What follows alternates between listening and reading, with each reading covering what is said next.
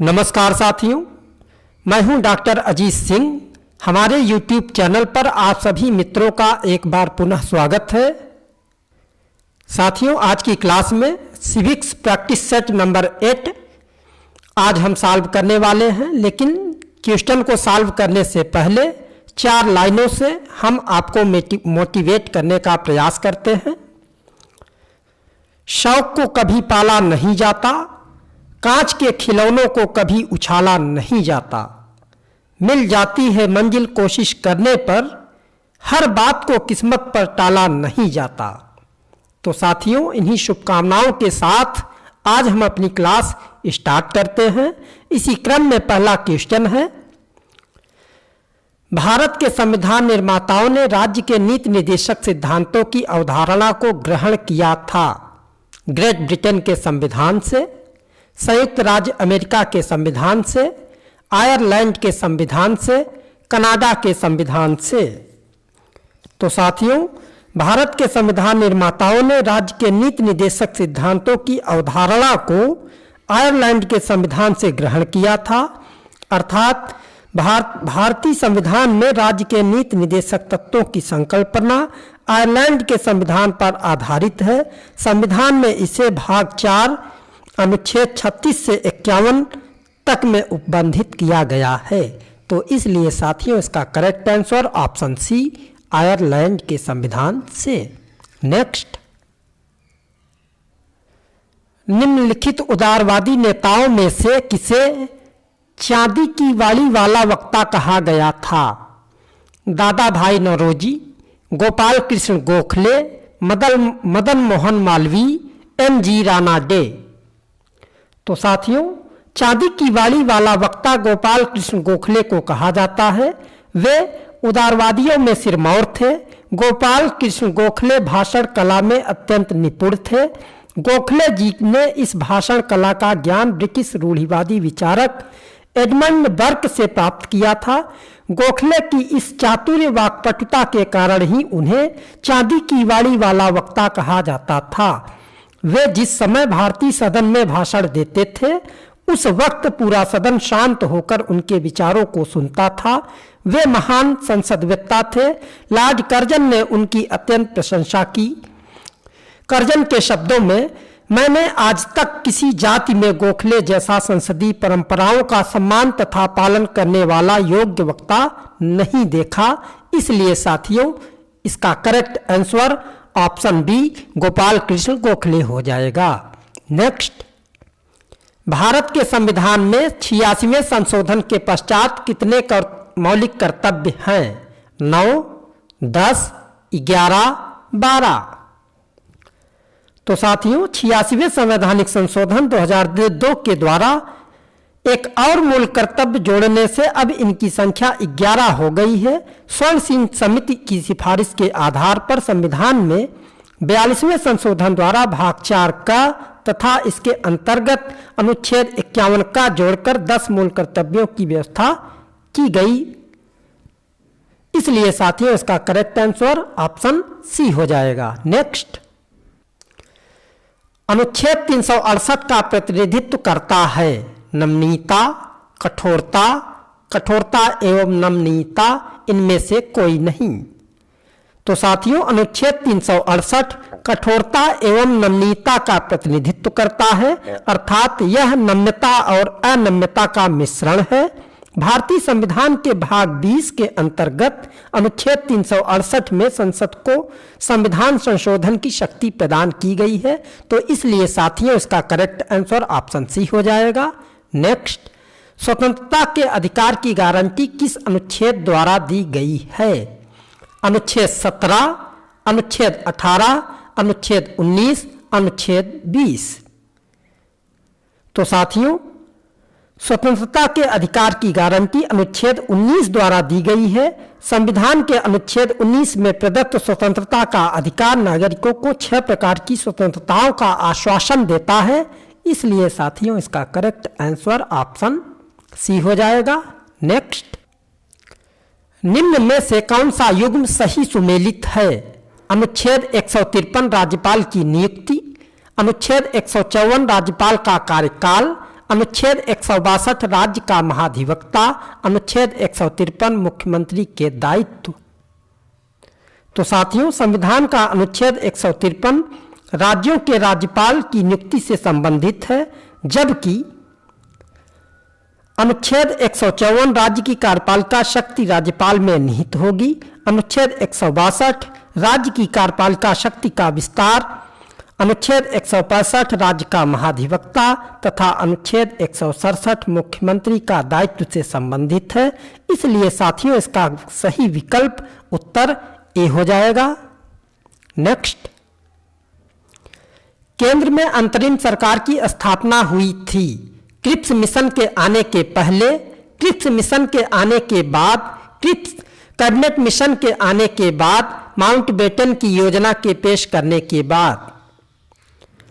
तो साथियों, केंद्र में अंतरिम सरकार की स्थापना कैबिनेट मिशन के आने के बाद हुई थी।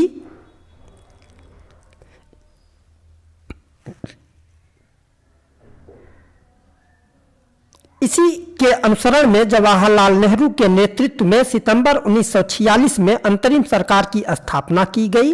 कैबिनेट मिशन 1946 द्वारा भारत के लिए कई सुझाव दिए गए थे, जिनमें एक अंतरिम सरकार की स्थापना करना जिसे भारत के सभी प्रमुख राजनीतिक दलों का समर्थन प्राप्त हो भी शामिल था। कैबिनेट मिशन के द्वारा दिए गए प्रस्तावों को भारतीयों ने स्वीकार कर लिया। इसलिए साथियों, इसका करेक्ट आंसर ऑप्शन सी हो जाएगा। नेक्स्ट, मुस्लिम लीग ने मुक्ति दिवस मनाया। 22 दिसंबर 1939, 25 दिसंबर 1938, 26 जनवरी 1939, 15 अगस्त 1939। साथियों, मुस्लिम लीग ने मुक्ति दिवस 22 दिसंबर 1939 को मनाया था। गौरतलब है कि भारत को द्वितीय विश्व युद्ध में शामिल होने का विरोध करने के उद्देश्य से कांग्रेस के सदस्यों ने 22 दिसंबर 1939 को प्रांतीय मंत्रिमंडल से त्यागपत्र दे दिया था। इसी दिन को मुस्लिम लीग ने मुक्ति दिवस के रूप में मनाया था। असहयोग आंदोलन के एजेंडा में निम्नलिखित कार्यक्रमों में से क्या सम्मिलित नहीं था? विदेशी वस्तुओं का बहिष्कार, अदालतों का बहिष्कार, कानूनों की अवमानना, 1919 के अधिनियम के अंतर्गत चुनावों का बहिष्कार। तो साथियों, असहयोग आंदोलन की कार्यसूची में कानूनों की अवमानना शामिल नहीं था। इसमें सरकारी उपाधि, स्कूल, न्यायालयों तथा विदेशी सामानों का पूर्णतः बहिष्कार की योजना थी। इसके अतिरिक्त 1919 के भारत शासन अधिनियम द्वारा संस्थापित केंद्रीय तथा प्रांतीय विधानमंडलों का कांग्रेस ने गांधी जी के निर्देशानुसार बहिष्कार किया था और वर्ष 1920 के चुनावों में भाग नहीं लिया। इसलिए साथियों, इसका करेक्ट आंसर ऑप्शन सी, कानूनों की अवमानना। नेक्स्ट, निम्नलिखित में से किसमें गांधी जी ने पहली बार हथियार के रूप में भूख हड़ताल का इस्तेमाल किया था? असहयोग आंदोलन, रौलट एक्ट, अहमदाबाद कारखाने की हड़ताल, बारदोली सत्याग्रह। तो मित्रों, गांधी जी ने पहली बार हथियार के रूप में भूख हड़ताल का प्रयोग अहमदाबाद कारखाने के विवाद में किया था। ध्यातव्य है कि अहमदाबाद में मिल मालिकों और मजदूरों में प्लेग बोनस को लेकर विवाद था। गांधी जी के 3 दिन के अनशन के बाद मिल मालिक इस मामले में मध्यस्थता के लिए तैयार हो गए और अंततः उन्हें बोनस देना पड़ा। इसलिए साथियों, इसका करेक्ट आंसर ऑप्शन सी हो जाएगा। नेक्स्ट, निम्नांकित में से कौन सा कथन केंद्रीकरण के गुणों के बारे में सत्य नहीं है? केंद्रीकरण आपातकाल से निपटने में प्रभावी होता है, इससे कार्य पुनरावर्तन से बचाव होता है, यह कार्यपालिका की दूसरी पंक्ति के विकास के लिए उपयुक्त है, यह मानव एवं पूंजीगत संसाधनों के अधिकतम उपयोग में सहायक होता है। साथियों, दिया गया कथन सी असत्य है, क्योंकि कार्यपालिका की दूसरी पंक्ति का विकास विकेंद्रीकरण का गुण है। संघात्मक शासन प्रणाली में इस प्रकार की कार्यपालिका देखने को मिलती है। भारत जैसे देश में पंचायत राज प्रणाली की स्थापना के साथ कार्यपालिका की तीसरी पंक्ति का विकास दृष्टिगत होता है। इसलिए साथियों इसका करेक्ट आंसर ऑप्शन सी हो जाएगा। नेक्स्ट, निम्नलिखित में से कौन सा कथन हीगल के नौकरशाही संबंधी विचारों का प्रतिनिधित्व नहीं करता? यह एक सार्वभौमिक वर्ग है, यह वर्ग जन सेवा से संबंधित है, यह वर्ग ईमानदारी से अपने कार्य करता है। हीगल आनुवांशिक नौकरशाही का समर्थन करता है। तो साथियों हीगल आनुवांशिक नौकरशाही का समर्थन नहीं करता, वह मध्य वर्ग से नौकरशाही के लिए ऐसे लोगों के चयन का समर्थन करता है जो योग्य हैं। ईमानदारी और बुद्धिमत्ता किसी भी राजा के कीर्ति स्तंभ हैं। हीगल के अनुसार नौकरशाही के लिए ज्ञान और योग्यता की प्रामाणिकता आवश्यक है। इसलिए साथियों इसका correct answer option D, Hegel आनुवांशिक नौकरशाही का समर्थन करता है। नेक्स्ट, निम्नांकित में से कौन पद सोपान की मौलिक विशेषताओं में से एक विशेषता नहीं है? आदेश की एकता, निर्देश की बहुलता, उत्तरदायित्व के अनुरूप सत्ता, उचित माध्यम का सिद्धांत। साथियों निर्देश की बहुलता पद सोपान की मौलिक विशेषताओं में से एक विशेषता नहीं है, जबकि इसकी महत्वपूर्ण विशेषताएं निम्न है। इसमें आदेश की एकता का पालन होता है, उत्तरदायित्व के अनुरूप सत्ता का प्रत्यायोजन होता है, कार्य करने का उचित माध्यम होना चाहिए, इसमें संचार निश्चित माध्यम से होकर गुजरता है, संगठन की इकाइयां परस्पर संबद्ध और एकीकृत होती हैं, स्तरों का विभाजन करके नेतृत्व का निर्धारण आदि। इसलिए साथियों इसका करेक्ट आंसर ऑप्शन बी, निर्देश की बहुलता। नेक्स्ट, निम्नलिखित कथनों पर विचार कीजिए। उपर्युक्त में से कौन से कथन गलत हैं? तो आइए साथियों देख लेते हैं। पहला कथन है, उदारवादी वर्गीय अधीनस्थता के यंत्र के रूप में नौकरशाही की आलोचना करते हैं। नव दक्षिण पंथ नौकरशाही की स्वार्थी और अयोग्य के रूप में व्याख्या करता है। मार्क्सवादी खुलेपन और दायित्व बोध की कमी के लिए नौकरशाही की भर्त्सना करते हैं।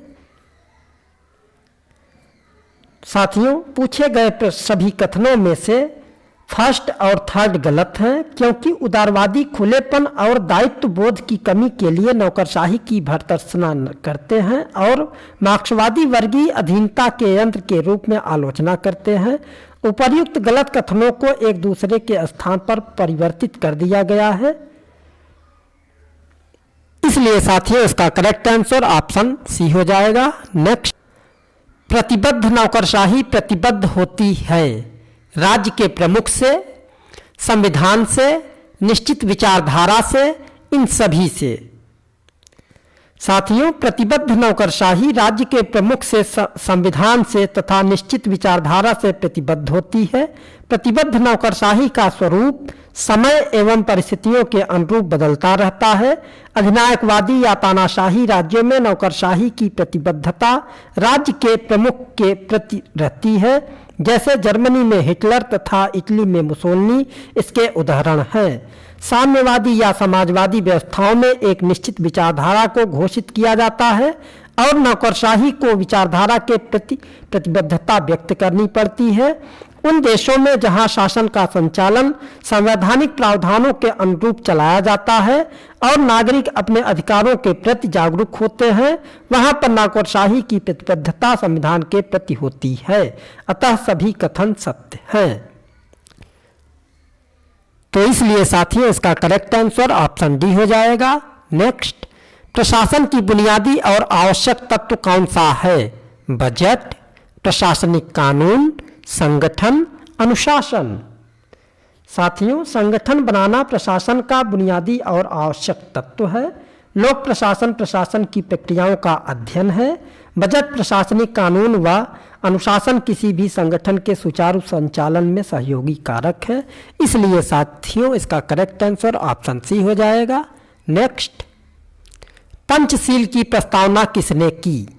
लाल बहादुर शास्त्री, इंदिरा गांधी, भीमराव अंबेडकर, पंडित जवाहरलाल नेहरू।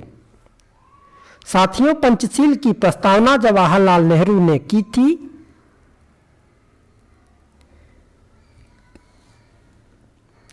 अंतर्राष्ट्रीय स्तर पर पंचशील के सिद्धांतों का प्रतिपादन सर्वप्रथम 29 अप्रैल 1954 को तिब्बत के संबंध में भारत और चीन के बीच हुए एक समझौते में तय किया गया था। 28 जून 1954 को चीन के प्रधानमंत्री चाउ एन लाई तथा भारत के प्रधानमंत्री जवाहरलाल नेहरू ने पंचशील में अपने विश्वास को दोहराया तथा अप्रैल 1955 में बाडुंग सम्मेलन में इन पंचशील के सिद्धांतों को पुनः विस्तृत रूप दिया गया। 14 अप्रैल 1959 को 82 देशों की संयुक्त राष्ट्र की महासभा ने पंचशील के प्रस्ताव को स्वीकार कर लिया। इस प्रकार विश्व स्तर पर पंचशील को मान्यता प्राप्त हुई। इसलिए साथियों, इसका करेक्ट आंसर ऑप्शन डी हो जाएगा। नेक्स्ट, यूएनओ का मुख्यालय कहाँ है? Washington, New York, Hague, Japan. साथियों, यूएनओ का या संयुक्त राष्ट्र संघ का मुख्यालय न्यूयॉर्क में स्थित है। वर्तमान में इसके कुल सदस्यों की संख्या 193 है। संयुक्त राष्ट्र संघ वैश्विक स्तर पर स्थापित ऐसी संस्था है जो अपने विभिन्न अंगों द्वारा अंतर्राष्ट्रीय शांति एवं सुरक्षा, मानवाधिकार की रक्षा, न्याय प्राप्ति इत्यादि दायित्वों को निर्वहन करती है। नेक्स्ट, भारत पाकिस्तान संबंधों के संदर्भ में निम्नलिखित कथनों पर विचार कीजिए। शक्तिशाली राज्य द्विपक्षीय बातचीत को विशेष प्राथमिकता देते हैं, जबकि कमजोर राज्य बहुपक्षीय पद्धति को चाहते हैं। सेकंड, शक्तिशाली राज्य कमजोर राज्यों को दूर रखना चाहते हैं, जबकि कमजोर राज्य शक्तिशाली राज्यों के साथ प्रगाढ़ राजनीतिक और आर्थिक संबंध चाहते हैं। शक्तिशाली राज्य अन्य राज्यों से समर्थन लेकर अपनी ताकत को बढ़ाने का प्रयास करते हैं, जबकि कमजोर राज्य शक्तिशाली राज्यों पर शक्ति का दबाव डालते हैं। तो साथियों, कथन सेकंड और थर्ड गलत है और फर्स्ट सही है। इसलिए साथियों, इसका करेक्ट उत्तर ऑप्शन ए हो जाएगा। नेक्स्ट, निम्नलिखित में से कौन सा अंतर्राष्ट्रीय राजनीति के अध्ययन के यथार्थवादी सिद्धांत का अंग नहीं है? राज्यवाद, सामूहिक हित, सुरक्षा, अस्तित्व। साथियों, सामूहिक हित अंतर्राष्ट्रीय राजनीति के अध्ययन के आदर्शवादी सिद्धांत का अंग नहीं है। इस अवधारणा के अंतर्गत राष्ट्रीय हित की अपेक्षा सामूहिक हित को प्रधानता प्राप्त होती है। यदि सभी राष्ट्र अपने संकीर्ण हितों की अपेक्षा सामूहिक हित को ध्यान में रखे तो अंतर्राष्ट्रीय संघर्ष को समाप्त किया जा सकता है। आदर्शवाद के विपरीत यथार्थवाद अंतर्राष्ट्रीय स्तर पर हमेशा राष्ट्रीय हित, राष्ट्रीय सुरक्षा, राष्ट्रीय व्यक्तित्व का ध्यान रखता है। इसलिए साथियों, इसका विकल्प भी सही उत्तर हो जाएगा, सामूहिक हित। नेक्स्ट, तृतीय विश्व पदावली का सर्वप्रथम प्रयोग किया गया था? अल्फ्रेड साबी द्वारा, फ्रांस फैनन द्वारा, बर्नार्ड बारूच द्वारा, विली ब्रांट द्वारा। साथियों, तृतीय विश्व थर्ड वर्ल्ड पदावली का सर्वप्रथम प्रयोग फ्रांसीसी लेखक अल्फ्रेड साबी ने वर्ष 1952 में किया था। अल्फ्रेड साबी, इस शब्द से साबी का संकेत उन अफ्रीकी एशियाई देशों की तरफ था जो सदियों तक उपनिवेशवाद और साम्राज्यवाद की जकड़ में थे। तृतीय विश्व के देश प्रायः आर्थिक दृष्टि से पिछड़े हुए तथा कृषि प्रधान अर्थव्यवस्था वाले देश हैं। इन देशों में तीव्र जनसंख्या वृद्धि, अस्थिर राजनीतिक व्यवस्था तथा भ्रष्टाचार जैसी समस्याएं पाई जाती हैं। भारत भी इसका एक हिस्सा माना जाता है। इसलिए साथियों, इसका correct answer option A. Next, शांति के लिए एकता प्रस्ताव कब पारित किया गया था? कोरिया संकट के द्वारा, कोरिया संकट के समय, स्वेज संकट के समय, कांगो संकट के समय, क्यूबा संकट के समय। साथियों, शांति के लिए एकता प्रस्ताव कोरिया संकट के समय वर्ष 1950 में पारित किया गया था। ध्यातव्य है कि जून 1950 में उत्तरी कोरिया द्वारा दक्षिणी कोरिया पर आक्रमण किया गया था। संयुक्त राष्ट्र सुरक्षा परिषद में उत्पन्न हुए गतिरोध को समाप्त करने के लिए सामूहिक सुरक्षा व्यवस्था के अंतर्गत महासभा द्वारा 3 नवंबर 1950 को शांति के लिए एकता प्रस्ताव के रूप में इसे स्वीकार किया गया था। इसलिए साथियों, इसका करेक्ट आंसर ऑप्शन ए हो जाएगा, कोरिया संकट। नेक्स्ट, फ्रांस की राज्य क्रांति का स्वरूप था बुर्जुआ, सर्वहारा, समाजवाद, नवलोकतांत्रिक। साथियों, फ्रांस की राज्य क्रांति का स्वरूप बुर्जुआ था, क्योंकि 16वीं से 17वीं शताब्दी में फ्रांस में मध्य वर्ग सचेत और सुसंगठित हो चला था, क्योंकि बढ़ता हुआ व्यवसाय उसके हाथ में था। लेकिन इस समय राजतंत्र का केंद्रीकरण बढ़ता ही जा रहा था। पुरातन सामंती व्यवस्था में बूर्बो वंश का लुई 14वां जैसा शासक यहाँ हुआ, जो कहा करता था कि मैं ही राज्य हूँ। लुई 16वें के काल में 1789 में फ्रांस में क्रांति हुई। इसलिए साथियों, इसका करेक्ट आंसर ऑप्शन ए, बुर्जुआ या मध्यवर्ग। नेक्स्ट, सत्ता के लगभग बराबर वितरण के रूप में शक्ति संतुलन शब्द का उपयोग किसने किया था? अर्नेस्ट बी हैस, मार्गेनथाउ, पामर एवं पार्किंस, ऑर्गेन्स्की। साथियों, सत्ता के लगभग बराबर वितरण के रूप में शक्ति संतुलन बैलेंस ऑफ पावर शब्द का उपयोग मार्गेनथाउ ने किया था। इनकी पुस्तक राष्ट्रों के बीच राजनीति, पॉलिटिक्स एमंग नेशंस बहुत प्रसिद्ध है। मार्गेनथाउ ने अंतर्राष्ट्रीय संबंधों के सिद्धांत और अंतर्राष्ट्रीय कानून के अध्ययन में योगदान दिया। इसलिए साथियों, इसका correct answer option B. Next, निम्न में से किसे दबाव समूह माना जा सकता है? भारतीय राष्ट्रीय श्रमिक कांग्रेस, अंतर्राष्ट्रीय श्रम संगठन, राष्ट्रीय स्वयंसेवक संघ, भारत सेवक समाज। साथियों, प्रश्न के अनुसार भारतीय राष्ट्रीय श्रमिक कांग्रेस को दबाव समूह माना जा सकता है, क्योंकि यह कोई राजनीतिक पार्टी नहीं है।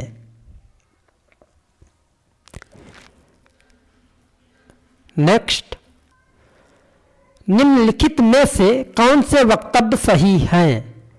अपने उत्तर का चयन निम्नलिखित कूट की सहायता से कीजिए।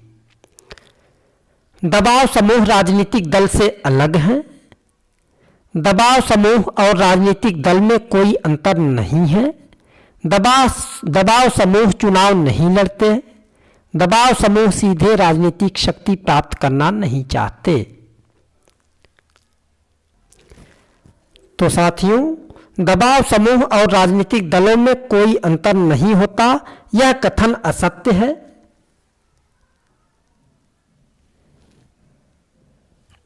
जबकि अन्य 3 कथन फर्स्ट, थर्ड और फोर्थ दबाव समूह की भूमिका का सही निरूपण करते हैं।